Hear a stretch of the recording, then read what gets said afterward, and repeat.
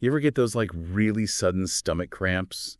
The kind that just double you over? Ugh, the worst. Well, get this. Today we're going to dive into some natural ways to find relief. And we're looking at it through the lens of traditional Chinese medicine, TCM. Yeah, and TCM is really interesting because it's not just about like treating the pain you feel. It's about understanding why you're having it in the first place. Totally.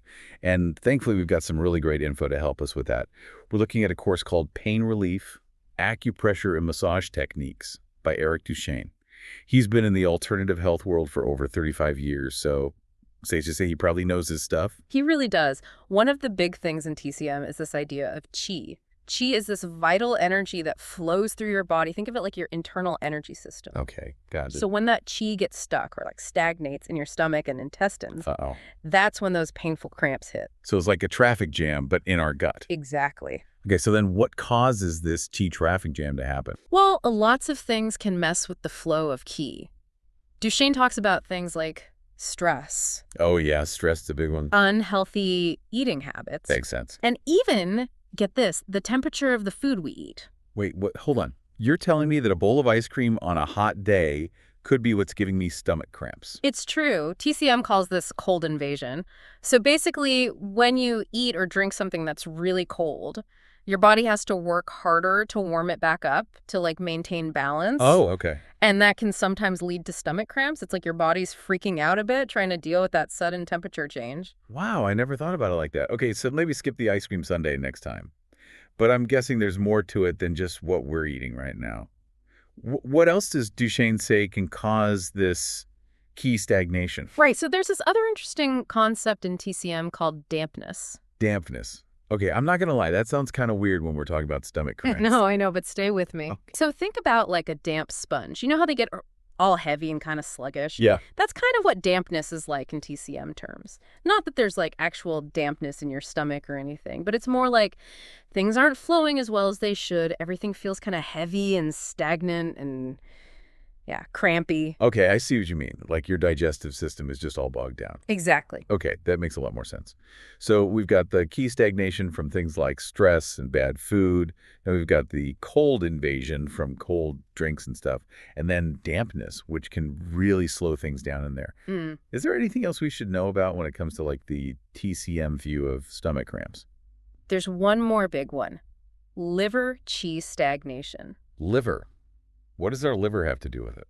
Well, see, in TCM, the liver isn't just about filtering toxins. It actually plays a big role in making sure that qi flows smoothly throughout your whole body. Oh, interesting. But when the liver is stressed out, which can be from things like anger or frustration, being overworked, Yeah. all that qi can get backed up. And guess where that often shows up? The stomach. You got it. Wow. So it's not just what's going on in our stomachs that matters, but how other organs, like our liver, are doing and how they're impacting the energy in our body. This TCM stuff is really making me think about how everything is connected. That's exactly it. TCM takes this holistic approach, you know? It's not just about the one symptom, it's about looking at the whole system. Yeah, it's really fascinating.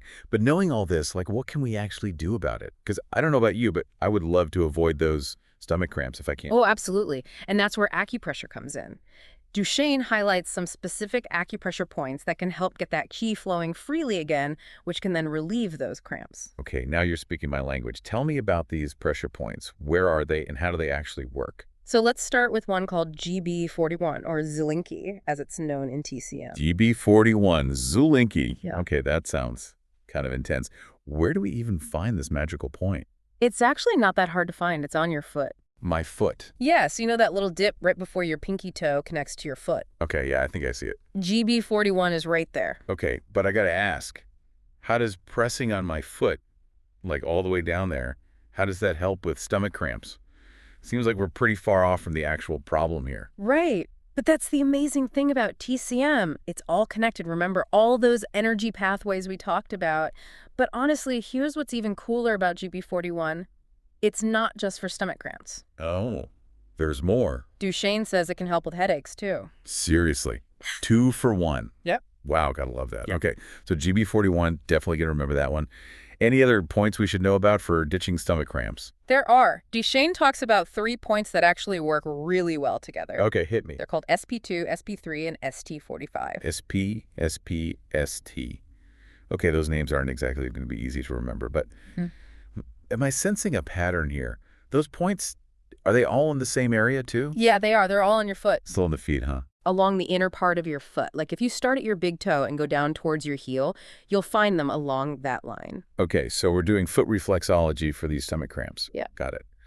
But what is it about those specific points that makes them so good for this? Well, they each have their own thing, like SP2, which is called DADU in TCM. It's really good for clearing heat from the spleen meridian. And the spleen meridian, that's all tied into digestion. TCM.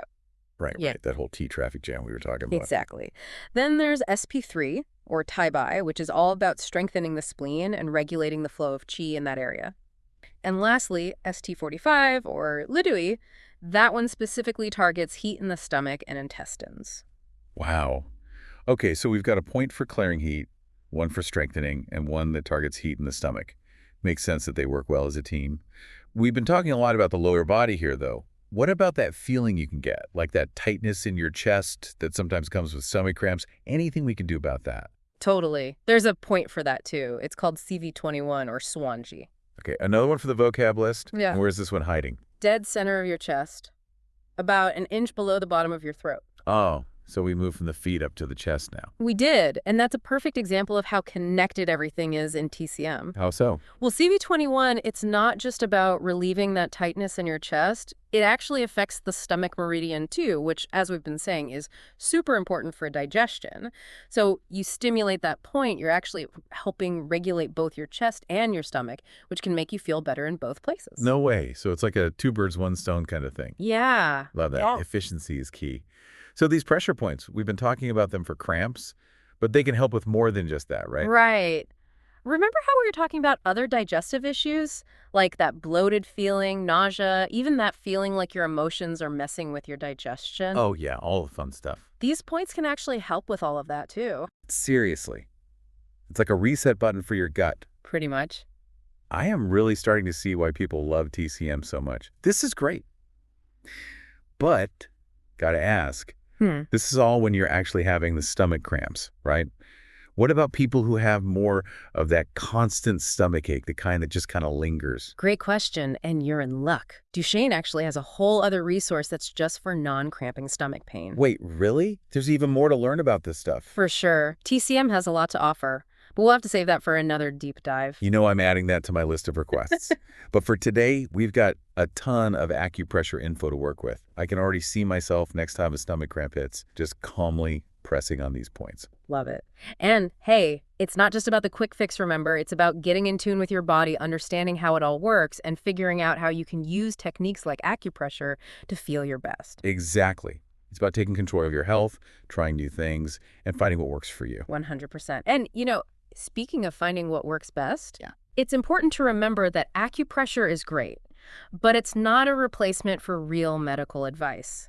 So if you're having stomach pain that just won't quit or it's really bad, definitely go see a doctor to make sure there's nothing else going on. Oh, absolutely. Safety first, Yeah. always.